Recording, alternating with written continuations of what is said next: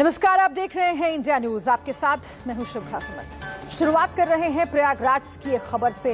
यहां के श्रीगवेरपुर और फाफामऊ घाट पर सैकड़ों शवों के दफन होने की खबर और वीडियो वायरल हुए। वीडियो वायरल होने के बाद आज प्रशासन के अफसर और कर्मचारी घाट पर पहुंचे। कर्मचारियों ने शवों पर ढके कपड़े हटाए। शवों को अलग करने के लिए लगाई गई लकड़ियां भी हटा दी गई। जगह को समतल कर दिया गया।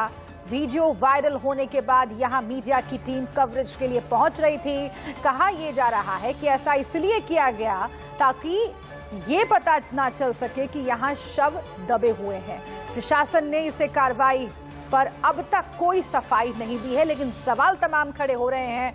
आप खुद देखिए किस तरीके से वहां पर मौजूद लोग शवों से कपड़े हटा रहे हैं।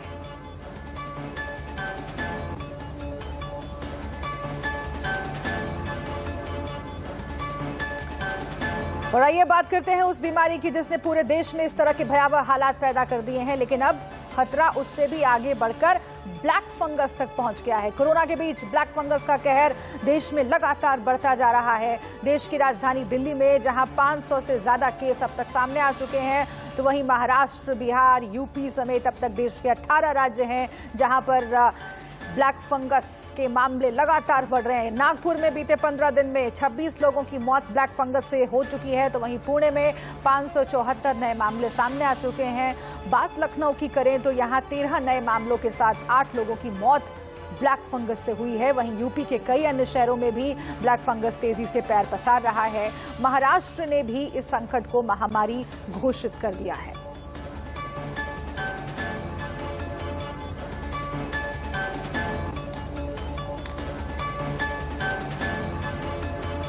तो देश के अलग अलग राज्यों में ब्लैक फंगस को लेकर क्या स्थिति है, इससे जुड़ी हुई कुछ रिपोर्ट्स आपको दिखाते हैं। कोरोना संकट के बीच ब्लैक फंगस के बढ़ते कहर से यूपी की राजधानी लखनऊ सिहर उठी है। यहां अब तक 200 से ज्यादा ब्लैक फंगस के मामले सामने आ चुके हैं। ब्लैक फंगस से बचने के लिए जो इंजेक्शन है वो ब्लैक मार्केटिंग का शिकार है। सरकारी काउंटर्स बनाए गए हैं, लेकिन वहां पर भी स्थिति खराब है। महज 40 इंजेक्शंस की सप्लाई हो रही है, जबकि ब्लैक फंगस के मरीज को 6 से 7 इंजेक्शंस की डोज लगती है। इंडिया न्यूज पहुंचा रेड क्रॉस सोसाइटी, जहां लोगों का गुस्सा साफ दिखाई दिया। जब ब्लैक फंगस ने दस्तक दे दी है और ब्लैक फंगस के साथ एक सबसे बड़ी प्रॉब्लम जो देखने को मिल रही है वो ये है कि इसकी दवाइयाँ और इसके जो इंजेक्शंस हैं वो नहीं मिल रहे हैं। हम इस वक्त मौजूद हैं यहाँ पर, आप देख सकते हैं कुछ लोग भी हैं जो बहुत लंबी कतारों में और बहुत देर से इंतज़ार कर रहे हैं। हालांकि उनके पास ऑफिशियल लेटर्स भी हैं और ये जो पूरा प्रोसेस की अगर मैं बात करूँ तो इसमें पहले कमिश्नर और मेडिकल ऑफिस से एक लेटर इशू होता है और उसके बाद ही ये अप्रूव होता है कि यहाँ पर जो ब्लैक फंगस के इंजेक्शन हैं वो ले सकते हैं। कुछ लोग हमारे बीच में हैं, उनसे बात करेंगे और जानेंगे कि वो कब से यहाँ पर हैं और क्या कंडीशंस हैं अभी। आपका क्या नाम है? मेरा नाम मुनीर अहमद है। आप कब से यहाँ पर हैं इंजेक्शंस के लिए? ये हमको 22 तारीख को लेटर इशू हुआ। इससे पहले 2 दिन पहले से हम जानकारी यहाँ भैया जितेंद्र भैया से लेते रहे। फोन पे हमारी बातचीत होती। लेटर दिखाइए जरा। ये तो लेटर आईडी सब हमारा है, देख लो आराम से। हाँ, उसके बाद फिर क्या हुआ? इंजेक्शन अभी आपको मिले हैं या नहीं? कहाँ, एक भी इंजेक्शन नहीं मिला। लेटर मिलता है बस। जब यहाँ आते हैं निराश होकर चले जाते हैं, मुँह के प्यासे आते हैं। सुबह आते हैं, शाम को जाते हैं, शाम को आते हैं, सुबह चले जाते हैं, बस। और क्या है? सबसे एक बात आपको ये भी बताना चाहूंगी कि एक मरीज को कम से कम 6 से 7 इंजेक्शंस मिलते हैं और यहाँ पर एक इंजेक्शन लेने के लिए भी लोगों की कतारें मौजूद हैं और लेटर्स इशू होने के बाद भी यहाँ पर फिलहाल फैसिलिटी अवेलेबल नहीं है। आपसे जानना चाहेंगे आप कब से आ रहे हैं यहाँ पर? मैं इन्हीं के साथ हूँ और 22 तारीख से यहाँ आ रहा हूँ। सारे कुछ प्रोसेस हो चुका है? हाँ, सब हो चुका है। लेटर मिल गया है 22 तारीख को और 3 डोज देने के लिए, लेकिन अभी एक भी डोज नहीं मिला। इस लेटर में लिखा हुआ कि आपको ये दे दिया गया है, आप जाके रेड क्रॉस पे 3 दिन का डोज अपना ले सकते हैं। मैं यहाँ 19 को बना, 21 को लेके मैं यहाँ आया। यहाँ पर पता चला कि यहाँ पर अभी इंजेक्शन अवेलेबल नहीं है। इनकी गलती नहीं है। यहाँ पर 30 आ रही है, 40 आ रही है और एक पेशेंट को 5 इंजेक्शन डेली चाहिए और मुझे 5 दिन का डोज चाहिए तो 30 इंजेक्शन चाहिए। और 40 आता हो, 40 लोग का 50 लोग का लेटर यहाँ बन के आ रहा है, तो इनकी क्या दोष है? सरकार को, कमिश्नर को ही वहाँ पर रोक लगाना चाहिए कि क्यों ये बना रहे हैं लेटर। ब्लैक फंगस किस तरह से आपके शरीर में प्रवेश करता है और कैसे आपको धीरे धीरे बीमार बनाता है, इस पर हमारे सहयोगी अजीत ने गंगाराम हॉस्पिटल के डॉक्टर अनुराग मित्तल से खास बातचीत की। साथ गंगाराम हॉस्पिटल के सीनियर रेजिडेंट डॉक्टर अनुराग मित्तल हैं। इनसे समझते हैं और जानने की कोशिश करते हैं कि सर, कि ये ब्लैक फंगस कितना परेशान करता है आंखों में। ये जो ब्लैक फंगस है, ये हमारा इस तरह से कुछ माइक्रोस्कोप में अगर हम देखेंगे तो ये इस तरह से कुछ हमें दिखाई देता है। और ये ब्लैक फंगस अभी से नहीं, ये ब्लैक फंगस हमेशा से ही है, लेकिन अब ज्यादा इसलिए बढ़ रहा है क्योंकि जो हमारे मरीज हैं उनको बहुत ज्यादा हम स्टेरॉइड दे रहे हैं, और स्टेरॉइड देने की वजह से उनका शुगर का लेवल बढ़ जाता है, जिसकी वजह से उनके अंदर इम्यूनिटी जो है वो लो हो जाती है और वो इम्यूनो कॉम्प्रोमाइज हो जाते हैं, जिसकी वजह से अब हम इस ब्लैक फंगस के बहुत ज्यादा मरीज अपने अस्पताल में देख रहे हैं। स्टेरॉइड से हम जो मरीज है उसकी जो लंग की हालत है उसको कंट्रोल करने की कोशिश करते हैं। तो वो स्टेरॉइड देने की वजह से क्या होता है, इंसान का शरीर का जो शुगर है वो बढ़ जाता है, और शुगर बढ़ने की वजह से जैसे कि डायबिटीज का एक मरीज होता है, उसके अंदर धीरे धीरे करके उसके शरीर के अंदर इम्यूनो कॉम्प्रोमाइजेशन होने लगता है। उस इम्यूनो कॉम्प्रोमाइजेशन की वजह से जो हमारी फंगस है, वो फंगस हमारे सबसे पहले नाक में, यहाँ जो हमारी नाक की म्यूकोजा होती है, जिसे हम नेजल म्यूकोजा बोलते हैं, नाक की स्किन अंदर की तरफ, वहां पे आके वो अपना असर दिखाती है। तो वो कैसे होता है, ये हमारे नॉर्मल साइनसेस हैं जो हम यहाँ पे देख रहे हैं, मैक्सिलरी साइनस, फ्रंटल साइनस, और यहाँ पे हम दोनों का डिफरेंस देखेंगे कि ये एक हेल्दी साइनस है जिसके अंदर हवा भरी होती है और म्यूकोजा होता है, और ये वाला जो साइनस है इसके अंदर हम जब हमारे साइनस में इन्फेक्शन हो जाती है, जैसे म्यूकोजा क्या है सर, देखिए एक आम जनता को समझने के लिए म्यूकोजा क्या है। म्यूकोजा एक परत होती है नाक के अंदर, जैसे स्किन की हमारी ये परत है, इसी तरह से जैसे हमारे मुंह के अंदर जब हम मुंह खोलते हैं अजीत, तो मुंह खोल के जो हमें पिंक कलर का जो हमें पूरा दिखाई देता है उसको हम ओरल म्यूकोजा बोलते हैं। जैसे ही आप शीशे में देखोगे अपना मुंह खोल के, तो जो आपको पूरा आपको दिखाई देगा, जीभ और उसका तालू और जो भी आपको दिखाई देगा, वो सब हमारा म्यूकोजा है। उसको हम नेजल ओरल म्यूकोजा बोलते हैं, और नेजल म्यूकोजा हमारी इसी तरह से नाक के अंदर है, जो कि मैं आपको दिखाऊंगा। तो अब इसके अंदर आप देखिए कि इस मरीज का, ये मरीज हमारे पास आया शुरू में, अब उसके अंदर हम ये ऐसे डिवाइस लगाते हैं और डिवाइस लगा के हम ये नाक के अंदर देख रहे हैं। तो अब आप इसके अंदर देखोगे तो ये हमारी पूरी म्यूकोजा हमें दिखाई दे रही है। तो अब मरीज में हमने यहाँ पे क्या देख रहे हो आप, जो नॉर्मल म्यूकोजा होती है वो पूरी पिंक होगी, बिल्कुल पिंक कलर की, जैसे हमारे मुंह की म्यूकोजा है, लेकिन इसके अंदर आप देखिए ये पीला पड़ रहा है। यहाँ पीला पड़ने की वजह से हमें पता चलता है कि यहाँ पर कोरोना की वजह से जो काला फंगस हो रहा है उसका असर यहाँ पे ये दिखाई दे रहा है। तो सबसे पहले मरीज हमारे पास कैसे आएगा, तो हमारे पास जब मरीज आता है तो सबसे पहले उसके सर में दर्द होता है। सबसे पहले जो मरीज को शुरू होता है कोरोना के बाद, तो उसको सर में दर्द होगा, उसकी आंख में दर्द होने लगेगा, या उसका इस तरह से आंख पे सूजन आने लगेगी, जैसे कि आप यहाँ इस मरीज को देख सकते हैं।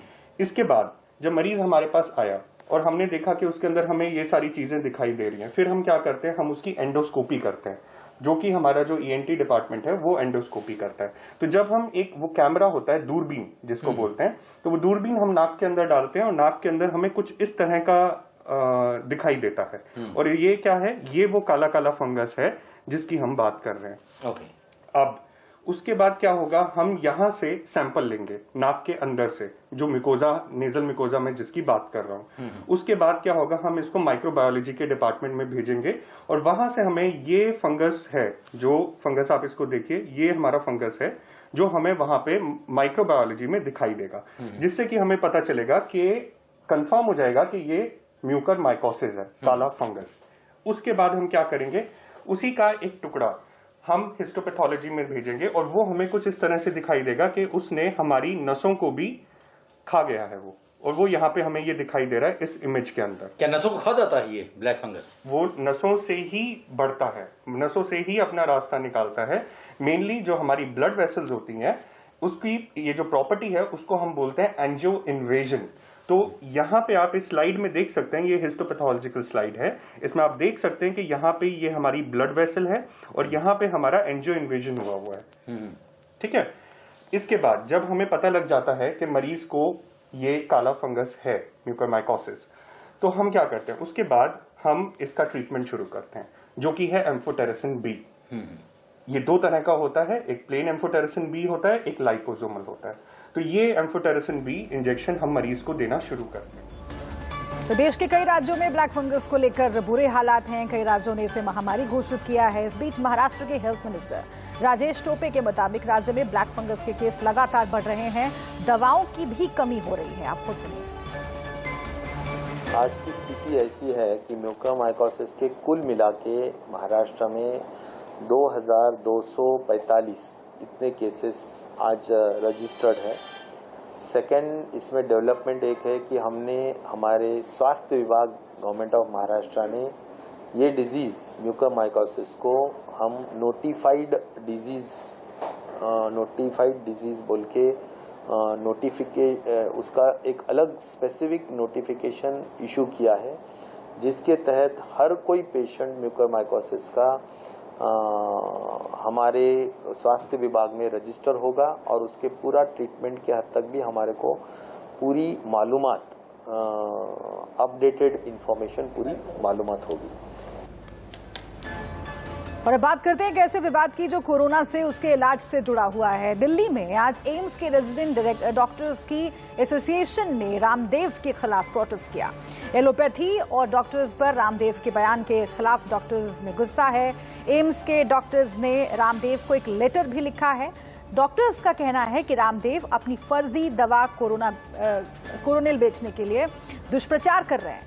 रामदेव का बयान 100 शहीद कोरोना वॉरियर्स का अपमान है। डॉक्टर्स ने रामदेव को चैलेंज दिया है कि वो किसी एक रोग का इलाज एलोपैथी से किया जाए और उसी का इलाज रामदेव पैथी से हो। नतीजा सामने आ जाएगा। बिना किसी डिग्री के रामदेव इलाज का दावा कर रहे हैं।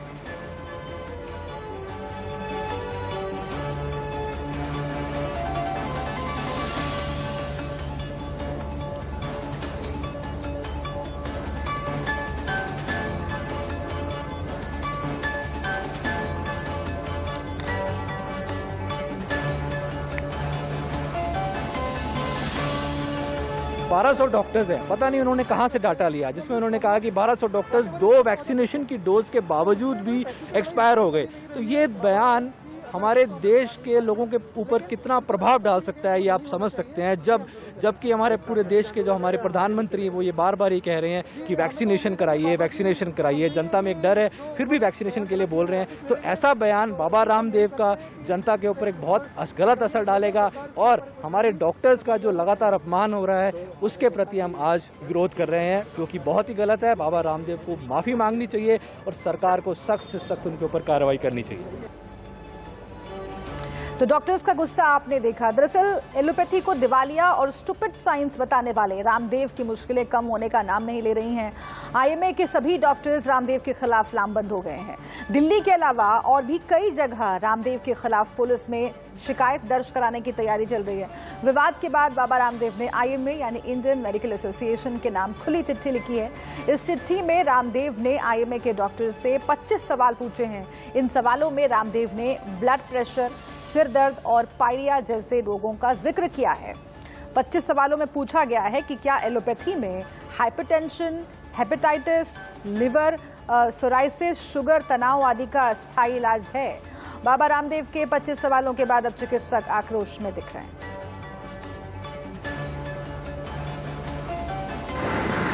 एलोपैथी ही के अलावा समस्त डॉक्टर्स के बिहाफ पे ये जो 25 सवाल बाबा रामदेव जी ने दिए हैं एलोपैथिक डॉक्टर्स को आंसर करने के लिए, उसमें मैं I was going through that. तो उसमें शुरू के 1-2 सवालों में ही ये वाला सवाल है कि टाइप 1 और टाइप 2 डायबिटीज के मरीजों के लिए एलोपैथी में क्या स्थायी समाधान या इलाज है। मैं चूंकि स्वयं एक डायबिटीज स्पेशलिस्ट हूँ, तो मैं इस सवाल के जवाब में बाबा रामदेव से एक सवाल रखता हूँ कि आपके पास टाइप 1 या टाइप 2 डायबिटीज का क्या स्थायी समाधान है। मेरे पास बहुत सारे मरीज टाइप 1 डायबिटीज़ के ज़्यादातर जो बच्चे होते हैं वो आते हैं और कई पेशेंट्स भी बोलते हैं कि साहब मैं, क्योंकि वो ऐसी हालत में आते हैं जिसमें कि शुगर उनकी 500 से भी ऊपर बढ़ी हुई होती है और डायबिटिक कीटोएसिडोसिस नाम का जो कॉम्प्लिकेशन है उस स्थिति में आते हैं। और वो इसलिए होता है कि उन बच्चों ने या उन मरीजों ने काफ़ी समय से इंसुलिन बंद कर दी होती है। जब उनसे ये सवाल किया जाता है कि आपने इंसुलिन क्यों बंद कर दी, तो ज़्यादातर का ये जवाब होता है कि साहब बाबा रामदेव का इलाज चल रहा है। और उस दौरान इतनी बुरी स्थिति हो जाती है जब वो आते हैं कि हमें उनको समझा, वो सब खुद ही समझ जाते हैं जब आते हैं, और उसके बाद वापस हमें इंसुलिन चालू करके और उनको नॉर्मलाइज करने में बहुत समय और मेहनत लगती है। तो देश में जहां एक तरफ कोरोना की चेन तोड़ने के लिए लोग सोशल डिस्टेंसिंग का पालन कर रहे हैं, मास्क लगा रहे हैं, ऐसा नहीं करने वालों पर कार्रवाई भी हो रही है, लेकिन शायद विवादों में रहने वाले रामदेव को इन सब की फिक्र नहीं है। रामदेव एक बार फिर से कोरोना के नियमों की धज्जियां उड़ाते हुए दिखे। तस्वीरें उत्तराखंड के ऋषिकेश की है। अपने पूरे लाव लश्कर के साथ रामदेव लक्ष्मण झूला के एक रिजॉर्ट में पहुंचे और बिना मास्क और सोशल डिस्टेंसिंग के लोगों के साथ सेल्फी खिंचवाई। आप तस्वीरों में देखिए बिना मास्क के बाबा रामदेव।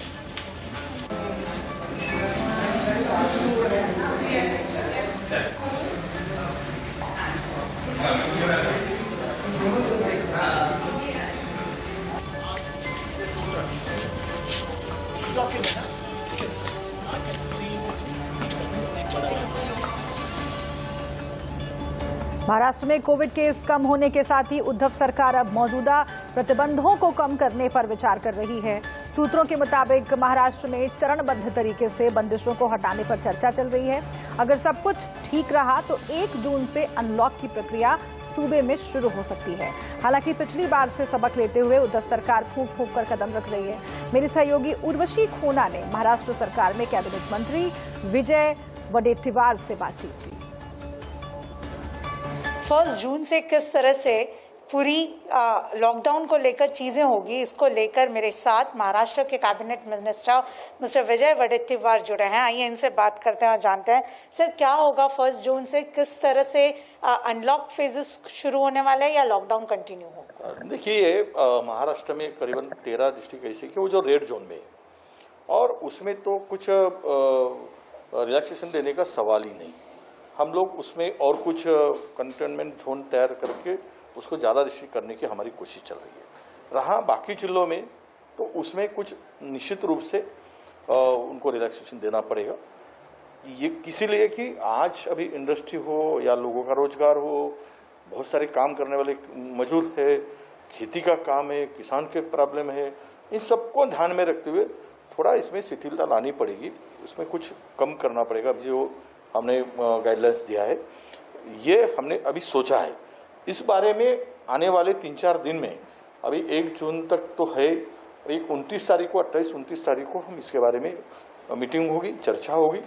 और अभी कोविड खत्म नहीं हुआ है, कोरोना खत्म नहीं हुआ है, कम हुआ है, पर ऑक्सीजन की रिक्वायरमेंट जो कल थी वो आज भी पेशेंट कम होने के बाद भी है। ये हो सकता है कि कुछ कम ऑक्सीजन का गलत वापर हो रहा है होगा, सेविंग के बारे में कुछ प्रॉब्लम होगा, पर आज की स्थिति में ऑक्सीजन की रिक्वायरमेंट कम नहीं हुई। इतने सारे क्रिटिकल पेशेंट आज भी है, तो यह स्थिति को देखते हुए हम लोग कोई रिस्क लेना नहीं चाहते। और 13 डिस्ट्रिक्ट जो है, 13 डिस्ट्रिक्ट जितने जो रेड जोन में, उसके बारे में तो हम सोच भी नहीं सकते। उस बारे में उस डिस्ट्रिक्ट में हम लोग ये सोचेंगे जिस तालुका प्लेस पे होगा उसमें पेशेंट ज्यादा है तो उस तालुका को ही अब रिस्ट्रिक्ट करेंगे। पूरे डिस्ट्रिक्ट को पूरा लॉकडाउन करने की आवश्यकता नहीं है। इस बीच लखनऊ में कोरोना कर्फ्यू के दौरान पुलिस की सख्ती जारी है। बेवजह घरों से निकलने वाले लोगों पर चौक चौराहों पर तैनात मुस्तैद पुलिस उन्हें रोक रही है। जिन लोगों के पास घरों से निकलने की वजह नहीं है उन पर कार्रवाई की जा रही है। इंडिया न्यूज संवाददाता रवि कुमार की रिपोर्ट। बेवजह लोग घरों से ना निकले, इसको लेकर लगातार लखनऊ पुलिस जो है वो चेकिंग कर रही है। मैं इसमें हजरतगंज चौराहे मौजूद हूँ, देख सकते हैं कि जो लखनऊ पुलिस के लोग हैं लगातार बेवजह घरों से निकलने वालों को रोक रहे हैं, उनसे पूछ रहे हैं। अगर लोगों ने मास्क नहीं लगाया हुआ है तो उस मास्क के लिए टोका जा रहा, चालान किया जा रहा है। उसके अलावा जो निर्देश जारी किए कोरोना काल में उन सभी निर्देशों का पालन किया जा रहा है। लखनऊ के करीब जितने भी चौराहे हैं उन चौराहों पर पुलिस नजर आ रही है और साफ तौर पर लोगों को जो घर से निकल रहे हैं उनसे पूछा जा रहा है, घरों से निकलने की जो वजह है वो पूछी जा रही है। रही है, क्योंकि अगर बात करें तो सुबह 6 बजे से 11 बजे तक जो बाजार खुलने का समय दिया गया वो भी जरूरी सेवाएं हैं वो शुरू रहेंगी। उसके अलावा मेडिकल स्टोर्स हैं वो खुले रहेंगे। सुबह का जो वक्त है उसमें राशन की दुकानें हैं, सब्जी की दुकानें, फ्रूट्स की दुकानें हैं वो खुल सकती हैं। उसके अलावा अगर बात करें तो 11 बजे के बाद जो लोग जिनके पास वजह होती है उनको तो जाने दिया जा रहा है। उसके अलावा जो बेवजह घरों से निकल रहे हैं उनको पुलिस रोकती है, उनसे घर से निकलने की वजह पूछी जाती है और अगर लोग बेवजह घरों से निकलते हैं तो उन पर कार्रवाई है वो की जा रही। तो साफ तौर पे अगर जिस तरीके से बात की लगातार कोरोना का संक्रमण बढ़ा है उसको रोकने के लिए उत्तर प्रदेश में कोरोना कर्फ्यू लगाया गया है और इस दौरान जो सख्ती है वो साफ तौर पे की जा रही है। और आप देख सकते हैं किस तरीके से लोगों को रोका जा रहा है, उनसे घर से निकलने की वजह है वो पूछी जा रही है। लोगों ने मास्क भी धारण किया हुआ है, उसके अलावा जो दूरी है वो बना के रखनी। तो साफ तौर पर जो निर्देश है उनका सख्ती से पालन है वो कराया जा रहा है। हरिओम के साथ रवि कुमार, इंडिया न्यूज, लखनऊ। और इसी के साथ यहाँ पर वक्त एक छोटे से ब्रेक का है, लेकिन ब्रेक पर जाने से पहले इस वक्त